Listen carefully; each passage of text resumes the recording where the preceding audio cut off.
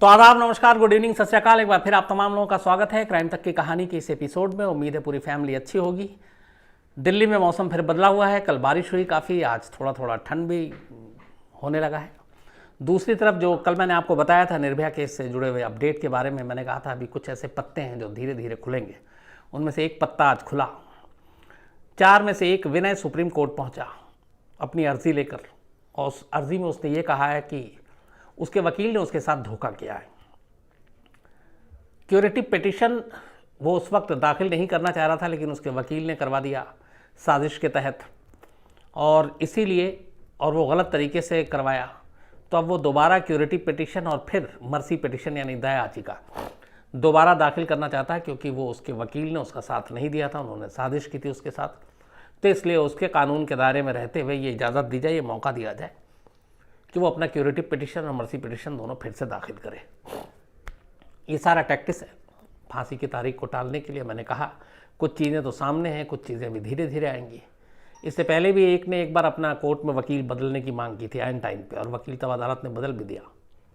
तो अभी ऐसे कुछ चीज़ें और सामने आएंगी, थोड़ा सा इंतज़ार कीजिए।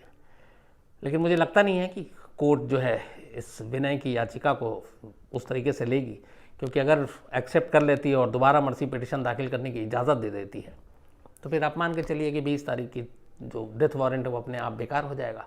क्योंकि मर्सी पिटीशन अगर एक्सेप्ट हो जाता है प्रेसिडेंट उसके पास भेजने के लिए, और वो उसको खारिज करते हैं, तो फिर उस तारीख से 14 दिन आपको काउंट करना पड़ेगा। तो अब ये देखते हैं सुप्रीम कोर्ट इस पर क्या फ़ैसला सुनाती है। लेकिन मुझे उम्मीद है कि सुप्रीम कोर्ट शायद इसको इतनी सीरियसली नहीं लेगी, क्योंकि कोर्ट को भी पता है ये सब अब हथकंडे हैं टालने के लिए।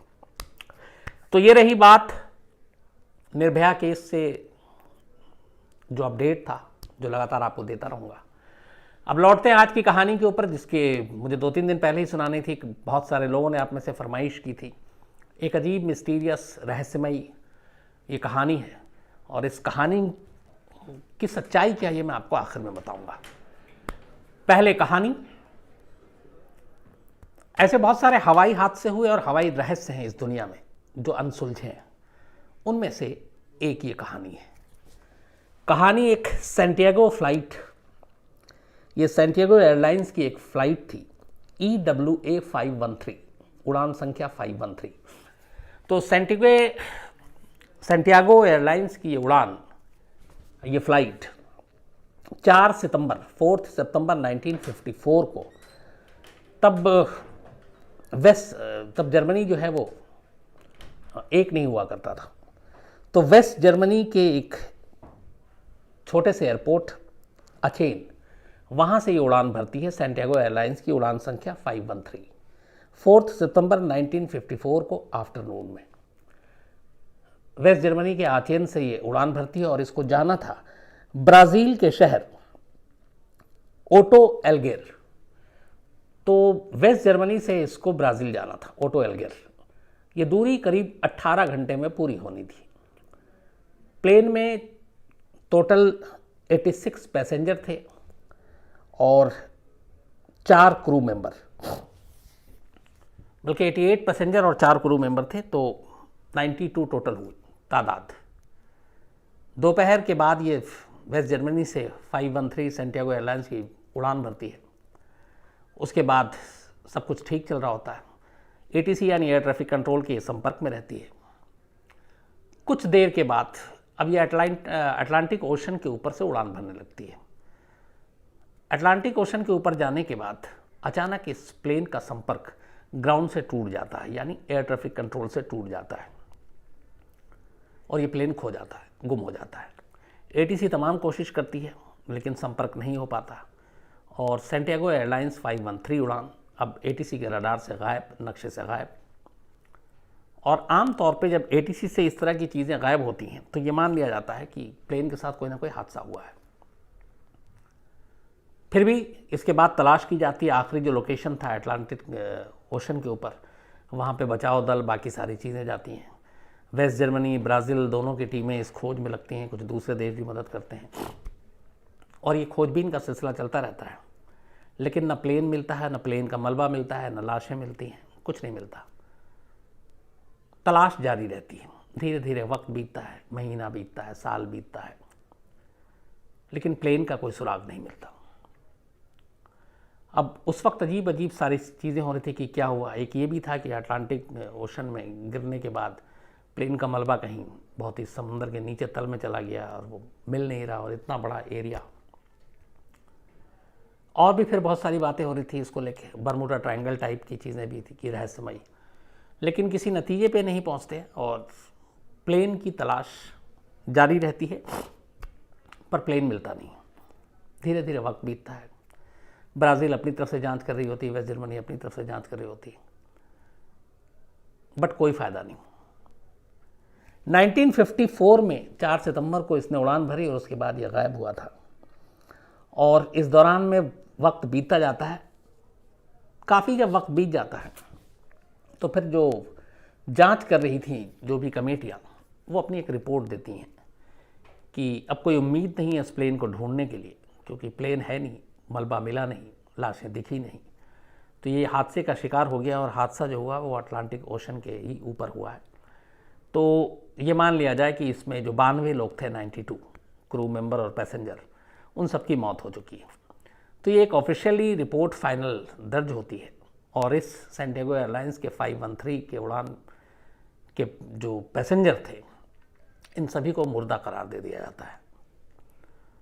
जांच ऑफिशियली बंद कर दी गई, लेकिन फिर भी इधर उधर से अपनी तलाश एक जारी रखते हैं, लेकिन कायदे से अब कोई उम्मीद नहीं थी। इसके बाद धीरे धीरे वक्त बीतता जाता है,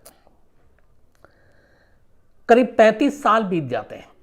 1954 से लेकर अब 1989 आ चुका है और 35 साल पूरे हो गए। इस प्लेन को वेस्ट जर्मनी के जो अथेन से उड़ा था, इसको लैंड करना था ब्राज़ील के ओटो एल्गेर एयरपोर्ट पर। 35 साल के बाद, ठीक दोपहर बाद 12 अक्टूबर 1989 को इसी ओटो एल्गेर एयरपोर्ट पर एटीसी को अचानक एक प्लेन आसमान में दिखाई देता है। लेकिन वो प्लेन ना तो एटीसी से संपर्क कर रहा है और ना ही वो उसको बता रहा है कि उसे लैंड करना है। एटीसी लगातार उस प्लेन की, चूंकि मॉनिटर पे उसके स्क्रीन पे है और वो देख रहा है, लेकिन कोई फ़ायदा नहीं, क्योंकि वहाँ से संपर्क कोई कर ही नहीं रहा है। धीरे धीरे वो प्लेन रनवे के करीब आता है, एटीसी में हड़कंप मच जाता है। पायलट उधर से कोई जवाब नहीं दे रहा है, इधर से रिस्पॉन्स कर रहे हैं, उसका कोई मतलब नहीं हो रहा है। उस इत्तेफाक से एयरपोर्ट पे कई ऐसे रनवे थे, तो एटीसी में जब हड़कंप मचा, उसके बाद हुआ कि इस पायलट कोई रिस्पॉन्स नहीं कर रहा और प्लेन धीरे धीरे एयरपोर्ट की तरफ आ रहा है, रनवे के करीब आ रहा है। तो एक दो फौरन आनन फानन में रनवे को खाली कराया गया और वो प्लेन, जिसने एटीसी से कोई संपर्क नहीं साधा, कोई परमिशन नहीं ली लैंड करने के लिए, वो सीधे इस ओटो एल्गेर एयरपोर्ट के एक रनवे पर लैंड कर जाता है। परफेक्ट लैंडिंग थी। लैंड करने के बाद प्लेन रुक जाता है। इधर एटीसी ने तब तक एयरपोर्ट सिक्योरिटी और बाकी सबको इस बारे में जानकारी दे दी कि एक प्लेन है, अनजाना सा प्लेन है, एटीसी से संपर्क नहीं कर रहा है, रनवे या लैंड करने के लिए इजाज़त नहीं मांगी है। और वो अपने आप रहस्यमयी तरीके से, बिना एटीसी के संपर्क के, बिना एटीसी की हेल्प के, वो रनवे पे लैंड कर गया। अब प्लेन एयरपोर्ट के रनवे पे है। हड़बड़ाहट, बौखलाहट सब तरफ थी। इसके बाद एयरपोर्ट के सारे जो सिक्योरिटी स्टाफ थे, वो गाड़ी में बैठते हैं और उस रनवे के करीब वहाँ पे जाते हैं जहाँ पे ये प्लेन जो है लैंड करके रुका हुआ था। जब करीब जाते हैं वो, तो पहली बार प्लेन को देख के लगता है कि ये बिल्कुल न्यू ब्रांड प्लेन है, नया प्लेन है। वहाँ पे जाने के बाद दूसरी चीज़ नोट करते हैं वो कि प्लेन का इंजन अब भी चालू है और इंजन ऑन है। तीसरी चीज़ पे जैसे ही नज़र पड़ती है, ये सारे चौंक उठते हैं। वो देखते हैं कि इसके ऊपर सैंटियागो एयरलाइंस लिखा हुआ है और बिल्कुल न्यू प्लेन। तो चूंकि एयरपोर्ट पे जो लोग काम करते हैं वो सारी चीज़ें, इन सब के बारे में जानकारी रखते हैं, उन्हें अचानक एहसास हुआ कि ये सैंटियागो एयरलाइंस ने यहाँ कैसे लैंड किया है, क्योंकि सैंटियागो एयरलाइंस को बंद हुए हुए करीब 33 साल हो चुके थे। 1954 में 4 सितंबर को जब इस सैंटियागो एयरलाइंस ने उड़ान भरी थी, उसके बाद यह गायब हुआ। उसके 2 साल के बाद 1956 में सैंटियागो एयरलाइंस की कंपनी बंद हो गई और इस प्लेन को बंद कर दिया गया। तो दुनिया में कहीं भी सैंटियागो एयरलाइंस की कोई उड़ान नहीं थी। अब जब इस ओटो एल्गर एयरपोर्ट पर वहाँ के सिक्योरिटी स्टाफ पहुँचते हैं और देखते हैं कि सैंटियागो एयरलाइंस, और एयरपोर्ट के अपने रिकॉर्ड में भी कहीं नहीं है कि ये एयरलाइंस अभी इस वक्त वजूद में है, क्योंकि उसको बंद हुए हुए करीब 33 साल हो चुके हैं, तो वो घबरा उठते हैं। इसके बाद प्लेन का इंजन चालू है, दरवाजे सब बंद हैं, चारों तरफ से प्लेन का इंस्पेक्शन किया जाता है। फिर अचानक वहाँ पे इस एयरलाइंस को देख के कुछ लोगों के अंदर सुगबुगाहट आती है, क्योंकि इसकी कहानी थोड़ी बहुत इन्हें मालूम थी कि एक प्लेन 35 साल पहले उड़ा था जिसको इसी एयरपोर्ट पे लैंड करना था, लेकिन वो कभी लैंड नहीं किया। बाकी सिक्योरिटी स्टाफ को बुलाया जाता है। उसके बाद एक पैसेंजर डोर के प्लेन के ज़रिए उसको खोला जाता है, क्योंकि अंदर से किसी ने खोला नहीं, तो प्लेन का दरवाज़ा एक खोला जाता है। खोलने के बाद शुरुआत में जो उनके सीनियर सिक्योरिटी अफसर थे कुछ, ये सैंटियागो एयरलाइंस के 513 की इस उड़ान के अंदर दाखिल होते हैं। वो जैसे ही अंदर दाखिल होते हैं, जितनी तेज़ी से दाखिल हुए उतनी तेज़ी से वो पलट के चीखते हुए लगभग बाहर निकल आते हैं। वो देखते हैं कि अंदर प्लेन में टोटल पैसेंजर अपनी अपनी सीट पे बैठा हुआ है, सबके सीट बेल्ट भी लगे हुए हैं, लेकिन वो सब कंकाल हैं, स्केलेटन। उनमें से कोई भी जिंदा नहीं है। पहला जो सिक्योरिटी के लोग अंदर गए थे, वो जब ये बाहर निकल कर बताते हैं बदहवासी में, तो फिर उनके बाकी साथी को यकीन नहीं होता। फिर हिम्मत करके ये लोग अंदर दाखिल होते हैं। अब उसके बाद धीरे धीरे एक एक सीट पे देखते हैं वैसे ही पैसेंजर सब बैठे हुए हैं जैसे आमतौर पर प्लेन में बैठते हैं, सबकी सीट बेल्ट लगी हुई है। काउंट करते हुए जाते हैं, टोटल 88 पैसेंजर थे जो कंकाल बने हुए थे और सीट पे थे। इसके बाद वो हिम्मत करके अब कॉकपिट की तरफ जाते हैं। कॉकपिट के बाहर में 2 एयर होस्टेस, वो भी कंकाल की सूरत में वैसे ही बैठी हुई। कॉकपिट खोलते हैं, अंदर पायलट और को पायलट वो दोनों भी प्लेन के अंदर मौजूद हैं और दोनों बैठे हुए हैं, लेकिन वो दोनों भी कंकाल बने हुए हैं। और सबसे हैरानी की बात ये थी कि जो इस प्लेन का पायलट था, उस पायलट का हाथ उस वक्त भी उस कंट्रोल जो जिससे प्लेन वो कंट्रोल करता है, जो चलाता है, जो इंजन है, उसके ऊपर उसका हाथ रखा हुआ था एक कंकाल के शक्ल में। मतलब उस कंट्रोल को उसने पकड़ा हुआ था, कंकाल बना हुआ था। और कैप्टन थे मिगुल विक्टर क्यूरी। तो मिगुल क्यूटर जो क्यूरी है, बाकायदा कंट्रोल सिस्टम को हाथ में पकड़े हुए और हाथ कंकाल का और खुद कंकाल बने हुए और पायलट सीट पे। कई बार उस प्लेन की तलाशी ली गई, देखा गया, तो पता चला कि सारे के सारे कंकाल हैं। अब हैरानी की बात यह थी कि फिर ये प्लेन लैंड कैसे किया। इसमें एक भी जिंदा शख्स नहीं, सब कंकाल है। पायलट भी कंकाल बना हुआ है, लेकिन उसका हाथ उस कंट्रोल सिस्टम पे है। प्लेन बाहर से बिल्कुल न्यू एकदम ब्रांड दिख रहा है, इंजन चालू है, एटीसी से कांटेक्ट भी नहीं किया। और एक पायलट जो कंकाल है, मुर्दा है, उसने परफेक्ट लैंडिंग कैसे कराई। अब ये सारे सवाल दिमाग घुमाने के लिए काफ़ी थे। इसके बाद ये सारी चीज़ें धीरे धीरे बाहर आई। पैनिक ना फैले, तो कहते हैं ब्राज़ील सरकार ने इसके ऊपर रोक लगाई कि ऐसी कोई इन्फॉर्मेशन लीक ना हो। और फिर अब जांच शुरू हुई। तो कई चीज़ें जो एक साथ जो बेचैन कर रही थी वो यही थी कि एक तो 35 साल तक ये प्लेन चूँकि किसी हादसे का शिकार नहीं हुआ, वरना फिर ये प्लेन वापस सही सलामत नहीं लैंड करता। नंबर 2, ये प्लेन कहीं और लैंड नहीं किया क्योंकि किसी एयरपोर्ट से ऐसी कोई खबर नहीं मिली। नंबर 3, प्लेन के अंदर जितने लोग हैं वो सारे उतने ही लोग हैं, लेकिन सब कंकाल बने हुए हैं, तो इनकी मौत कैसे हुई। नंबर 4, कि एक मुर्दा पायलट प्लेन को इस तरीके से कैसे लैंड करा सकता है। क्या इसके पीछे कोई दूसरी शक्तियाँ, ताकत क्या है। अब इसको लेके पैरानॉर्मल सोसाइटी और बाकी साइंटिस्ट और ये लोग सारे कोशिश करने लगे, छानबीन करने की कोशिश की, पता करने की कोशिश की कि आगे इसके पीछे क्या हो सकता है और ऐसा कैसे हो सकता है। और सबसे बड़ा सवाल, 35 साल तक ये प्लेन आखिर कहाँ गुम था। उसको लेके बड़ी सारी जांच हुई। हालांकि इसमें ये शुरू से आया कि ब्राज़ील सरकार ने इसको लेकर गोपनीयता बरती ताकि पैनिक ना फैले। फिर 2-3 चीज़ें आई इसको लेकर। एक ये आई कि ये प्लेन जो उड़ा, उसके बाद ये किसी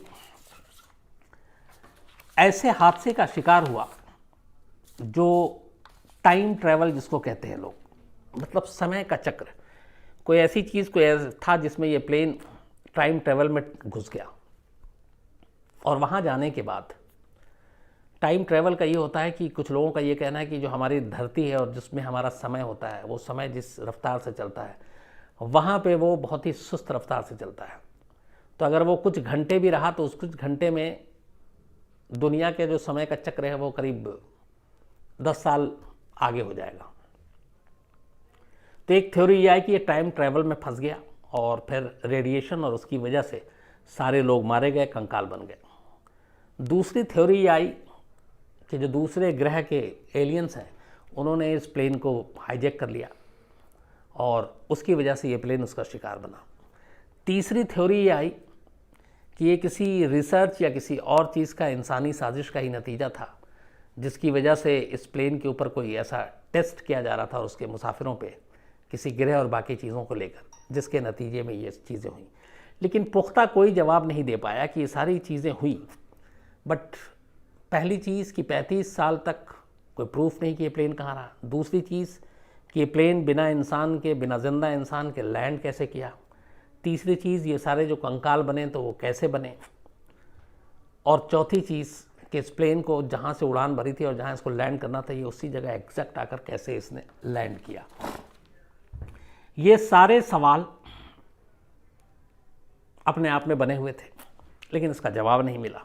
अब इसके बाद दूसरी चीज़ आती है कि ये प्लेन सैंटियागो एयरलाइंस 513, इसके 92 मुसाफिर, इनके कंकाल बनने की कहानी, 35 साल बाद ब्राज़ील में आकर वापस उस एयरपोर्ट पर लैंड करने की कहानी, इसका जन्म कहाँ से हुआ, इसकी शुरुआत कैसे हुई। तो पता चला कि एक जर्नलिस्ट था जिसने पहली बार के अखबार में ये खबर छापी और ये कंकाल के बारे में खबर छापी गई। और उस वक्त जब ये खबर छपी, बट उसने कंकाल की कोई तस्वीर और अंदर प्लेन में बैठे हुए लोगों की ऐसी कोई तस्वीर कभी सामने नहीं आई। प्लेन की तस्वीर आई। तो ये हुआ कि उसने इसको क्रॉस चेक नहीं किया, पुख्ते तौर पर जानकारी नहीं ली, तो ये खबर पूरी तरह से सही नहीं है, गलत है। एक थ्योरी ये थी कि इस जर्नलिस्ट ने गलत खबर दी। दूसरी थ्योरी ये थी कि ये प्लेन एक किसी खास, या तो टाइम ट्रैवल से लेकर, एलियन से लेकर, बरमूडा ट्रायंगल जैसे किसी रहस्य से लेकर उसमें फंसा और जिसको लेकर ब्राज़ील की सरकार ने इस पर ख़ास गोपनीयता बरती और ये तय किया कि ये राज कभी बाहर ना आए, और इसीलिए इंटरनेशनल एजेंसी और बाकी लोगों को इसमें जांच करने के लिए भी दूर रखा। ये भी खबर आई कि कई साइंटिस्ट ने इसका विरोध किया कि ये जांच जो है साइंस के लिए बहुत ही काम की चीज़ थी। लेकिन 35 साल के उस रहस्य कभी पूरी तरह से पर्दा नहीं उठ पाया। 89 के बाद आज हम 20 में हैं, लगभग 31 साल इधर और हो गए, तो 31 और 35 करीब 66 साल हो गए। इन 66 सालों में इस सैंटियागो एयरलाइंस के उड़ान के रहस्य, इसकी सच्चाई पर आज भी पर्दा है। इसमें दो तरह के लोग, एक कहते हैं कि यह हादसा बिल्कुल सच है, सही है, इस प्लेन ने उड़ान भरी और इसमें जो सारे लोग थे वो कंकाल बने। दूसरा कहते हैं कि ये सिर्फ एक कहानी है, एक फर्जी कहानी है। हाँ, इस प्लेन ने उड़ान ज़रूर भरी थी, इसमें कोई वो नहीं है कि वेस्ट जर्मनी के उस आचेन एयरपोर्ट से 4 सितंबर 1954 को सैंटियागो एयरलाइंस, जिसका नंबर था EWA 513, इसने उड़ान भरी। इसमें 92 लोग थे, 88 पैसेंजर, 4 क्रू मेंबर। और ये प्लेन कभी ब्राज़ील के उस एयरपोर्ट पर लैंड नहीं किया, ये फैक्ट है। और वो प्लेन कभी मिला नहीं। अटलांटिक ओशन के ऊपर आखिरी बार देखा गया, वहीं से राडार से संपर्क टूटा, ये भी सही है। लेकिन 35 साल के बाद 92 कंकालों के साथ ब्राज़ील के एक एयरपोर्ट पर लैंड करने की कहानी को लेकर दोनों तरह की बातें आज भी हैं। एक है कि ये सिर्फ फर्जी है, कहानी है, एक जर्नलिस्ट ने एक गलत खबर छापी जिसकी वजह से पूरी दुनिया में उस वक्त की चर्चा का विषय हुआ और पूरी दुनिया में इस खबर को लेके बातें होने लगी। और इसमें कोई सच्चाई नहीं है कि इस प्लेन ने कभी दोबारा कभी लैंड किया है। तो इसका दो चीज़ें इससे निकल कर आती, एक कि EWA 513 आज भी एक रहस्य है, हादसे का शिकार हुआ, कहाँ हुआ ये किसी को नहीं पता। दूसरा ये कि वाकई ये 35 साल बाद कंकालों को लेकर लैंड किया, एक मुर्दा पायलट के साथ लैंड किया, लेकिन उसका कोई प्रूफ नहीं है।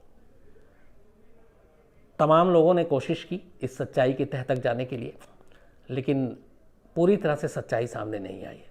तो मेरी नज़र में इसके दोनों पहलू, एक पहलू ये है कि हाँ, इस एक प्लेन ने उड़ान भरी, ये सच है, और उसने कभी उस एयरपोर्ट पर लैंड नहीं किया, ये भी सच है।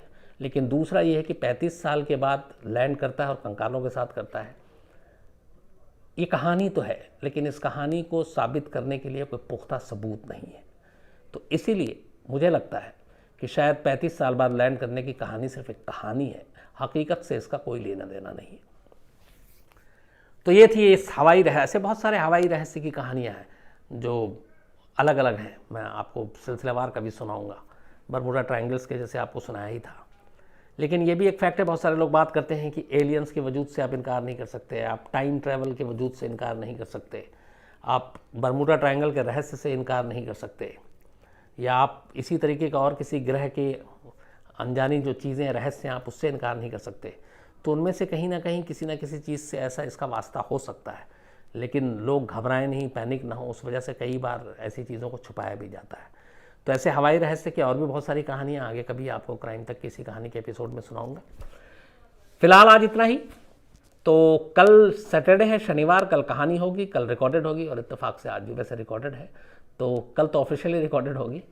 तो आज इतना ही। अपना ख्याल रखिएगा, और निर्भया केस से जुड़े हुए जितने भी अपडेट है आपको देता रहूँगा।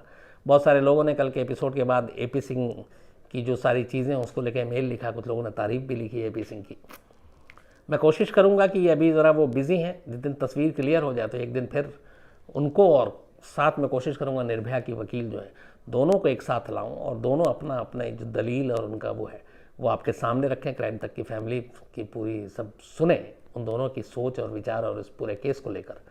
तो कोशिश मेरी ये होगी कि दोनों को एक दिन एक साथ लेकर आऊँ आपके लिए, आप लोग भी उनसे सवाल जवाब करें। अब आपसे कल मुलाकात होगी रात 9 बजे किसी नई कहानी के साथ। तब तक अपना ख्याल रखिए। Thank you very much.